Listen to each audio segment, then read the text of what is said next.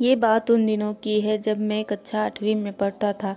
तब मेरी उम्र 13 की थी। उस समय मैं अपने परिवार के साथ बड़े मज़े और मस्ती करता था। मेरे परिवार में मम्मी पापा और बहन और मेरी दादी भी रहती थी।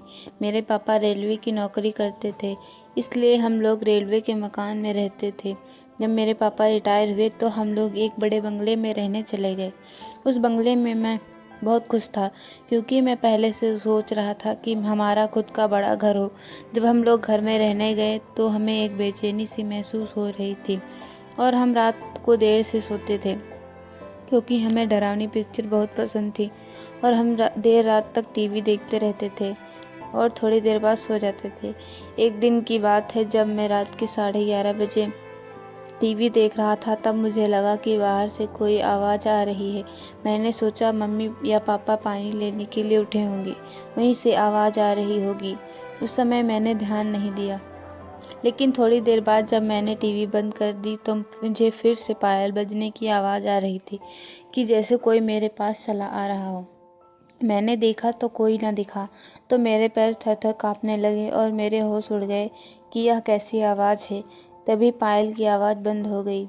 थोड़ी देर बाद आवाज़ फिर से आने लगी तो मेरा दिल ज़ोर-ज़ोर से धड़कने लगा, मानो मेरा दिल बाहर आ जाएगा। मैंने सोचा कि मैं यह बात सबको बताता हूँ।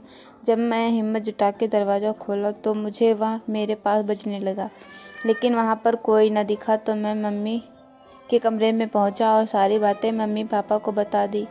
मेरे पापा मानने को तैयार नहीं थे कि मैं सच बोल रहा हूँ, क्योंकि उनको ज़ोर से नींद आ रही थी और वह थोड़े नींद में भी थे। यहाँ तक कि कोई ने मेरे बातों पर ध्यान ही नहीं दिया। तो मैंने सोचा कि आज मैं मम्मी पापा के साथ ही सो जाता हूँ। ऐसा करते करते करीब 8 या 9 दिन बीत गए। तभी वह आवाज़ फिर से आने लगी, लेकिन वह मेरे सिवाय किसी और को सुनाई ही नहीं दे रही थी। और अब तो वह आवाज़ चाहे जब आने लगी थी, लेकिन मेरे साथ कुछ गलत नहीं हुआ और मेरे पापा ने वह बंगला ही बदल दिया था और हम लोग फ्लैट में रहने चले गए। हमारे बाद उस बंगले में हमारे पहचान वाले लोग रहने आ गए और उनका छोटा बेटा हमारा बड़ा अच्छा मित्र था। एक बार वह हमसे मिलने हमारे घर आया और हमसे कहा कि एक बात मैं तुमसे पूछूं, सच सच बताना कि उस घर में कभी तुमने किसी के चलने या फिर पायल बजने की आवाज़ सुनी थी। तब तो हमें पक्का यकीन हो गया कि उस घर में कुछ तो था।